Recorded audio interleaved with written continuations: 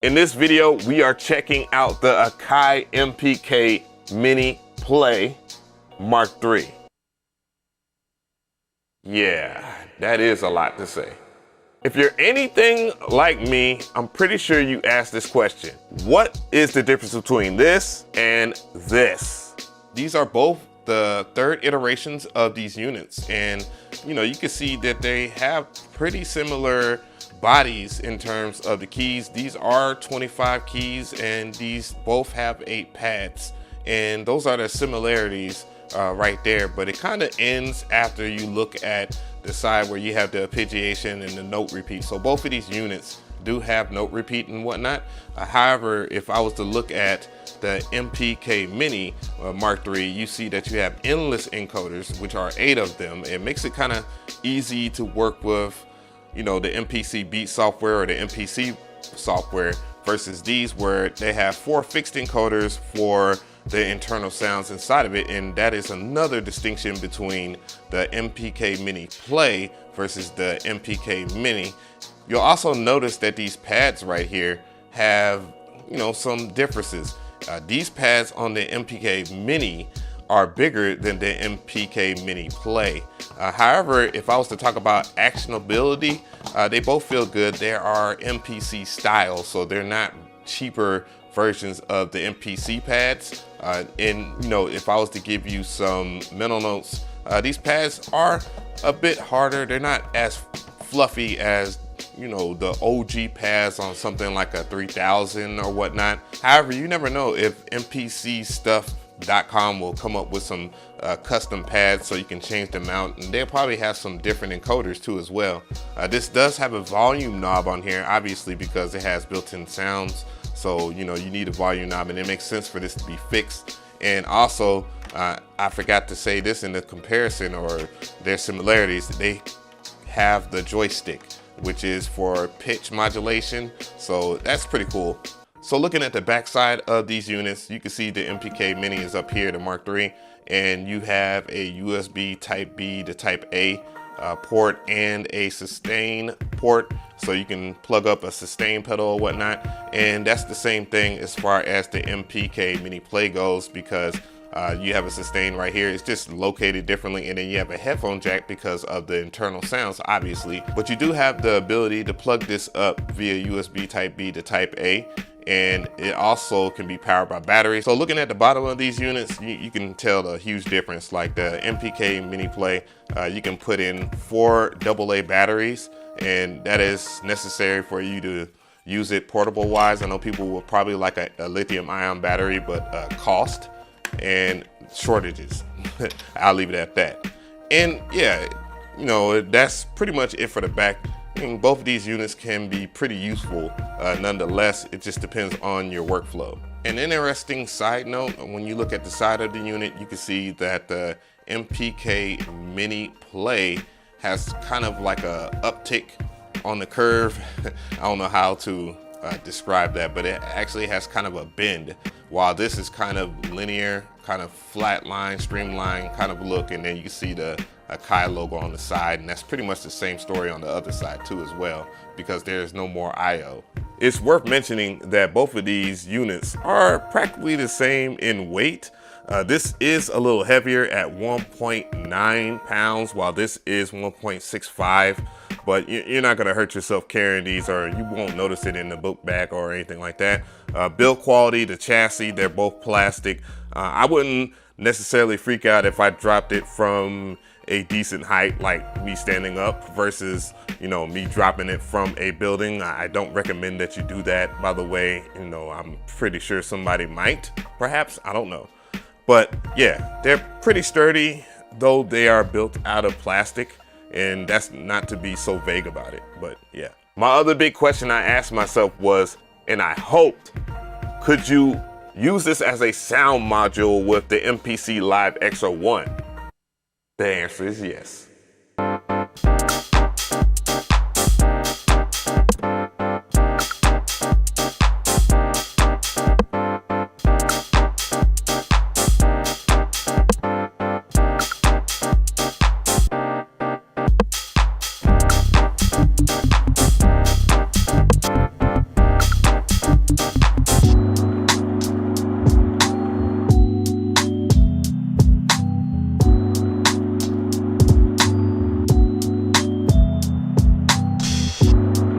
plug up the MPK Mini Play to any of the current generation MPCs, it's as simple as you just going to your MIDI program and selecting the MIDI port.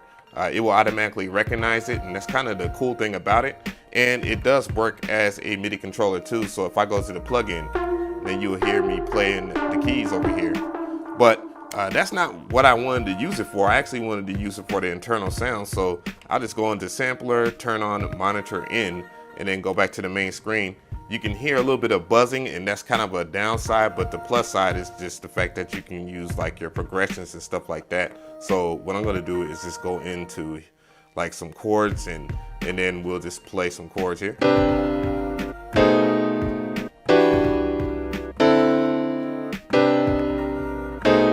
And you can just continue to select sounds like you would like anything else with the MPC.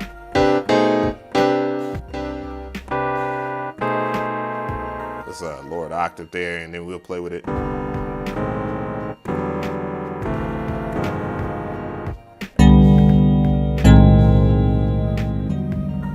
And you can hear that they're pretty beefy sounds. It just depends on how you turn up and down the volume. And like I was saying, one of the caveats probably would be the little bit of buzzing that you can hear in the background. However, you know, if that's an aesthetic, you can use that as an aesthetic in your beats. Otherwise, you can just simply not use the MIDI feature right there, and then just record the audio in per usual. So, you know, if I unplug it, you can hear there's no sound there. And then if I just turn on the battery, and just turn it up a little bit so you don't.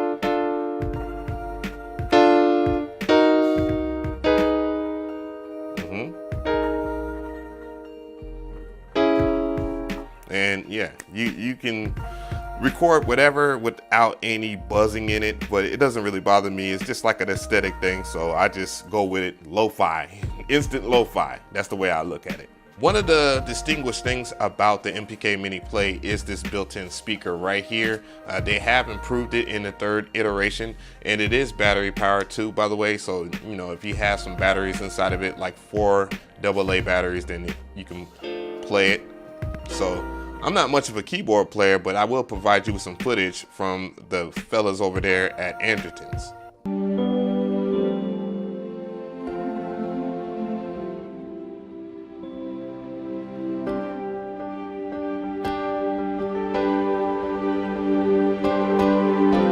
So you do get a lot of sounds.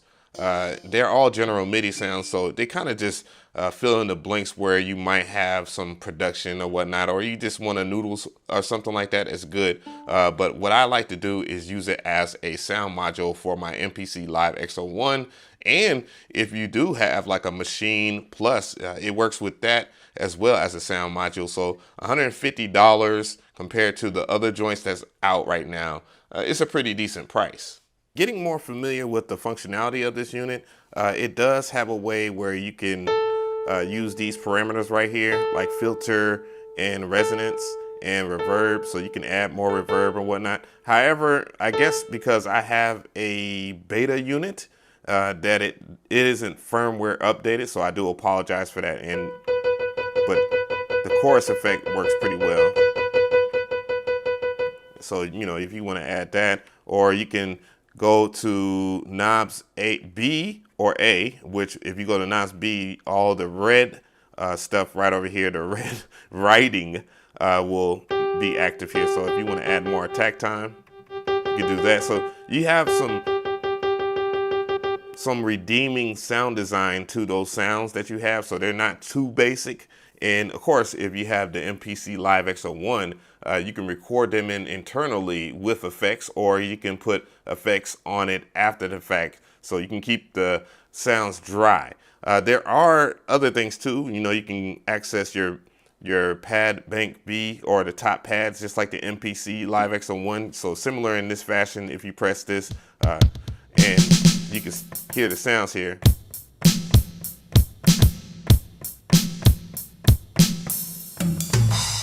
So if I go up one, and that's kind of the charm I like about this unit, is the fact that you don't, you get more sounds and you can kind of mangle them. So if you were a sound designer, you'd probably be in heaven just getting some straightforward sounds and being able to manipulate them.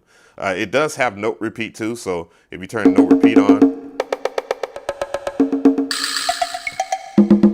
so that's pretty cool, and full level, so you get the full on experience because these pads are velocity sensitive.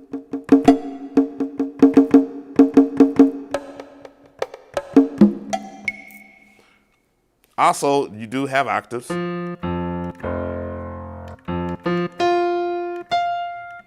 So yeah, it's not like the sounds are extra cheap sounding or extra basic, but it's the fact that, you know, you can utilize these general MIDI sounds in any way that you want. And then you can also select drums, so you can change the drums up here. So I'm gonna go and go through a couple of sets, and they're pretty interesting.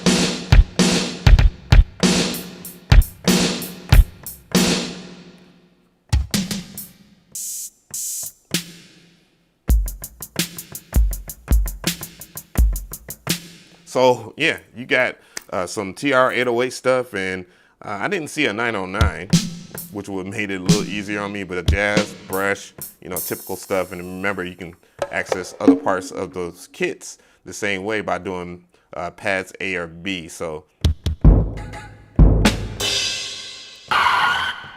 then you have effects. And also one of the things, like I was talking about, it has the pitch bend right here, and it has modulation if you go left or right. So pitch bend is down or up. You can kind of combine them if you want to play with them a little bit. It will sound a little wild, but you know. And then you also have arpeggiation too. And then you have different ARP styles with that you can access right here. And also you can do your favorite sounds, like you can store sounds on different pads or whatnot and recall them. Now, of course, there are people that will have alternate opinions about the sounds. In my opinion, being honest, I think the sounds textures are a bit cheap sounding, if that makes any sense. Now, that could be both a positive thing and a negative thing, because if you're a desktop producer or a laptop producer and you do everything inside of a DAW, you pretty much have these sounds already. You can get a sound font that sounds exactly like these sounds in here for free. However, I will argue that if you are a standalone music producer, then yeah, this is pretty cool at this price point of $150. The link will be in the description box, by the way, if you want to purchase it. Had to slide it in here somehow. But yeah, so 150 bucks for this, and it's a portable keyboard that you can pretty much carry anywhere. And if you have like a portable setup or anything like that, it doesn't take that much real estate. So those are the things considered on top of being a sound module. For argument's sake, I pulled out two other keyboards that I like. These are sound modules too. And this is the Sonicware Liven 8-bit Warps, which I haven't done a review on yet. And this does have a portable speaker as well as it does have internal sounds too. Now, if I was to compare loudness, I have the MPK Mini Play loud right now. And this isn't as loud, but when I turn it up, it does have a little bit more loudness. This does take batteries as well.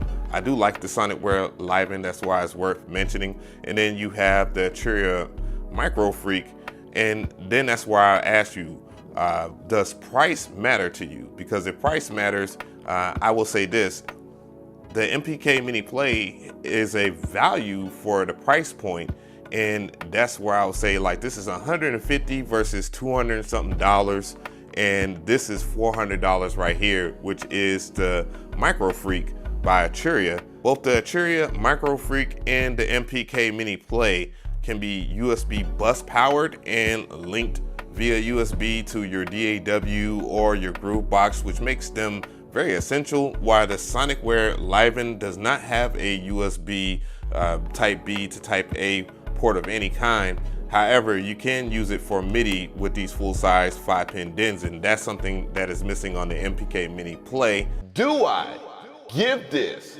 the stamp of approval? I would say about 80% yes.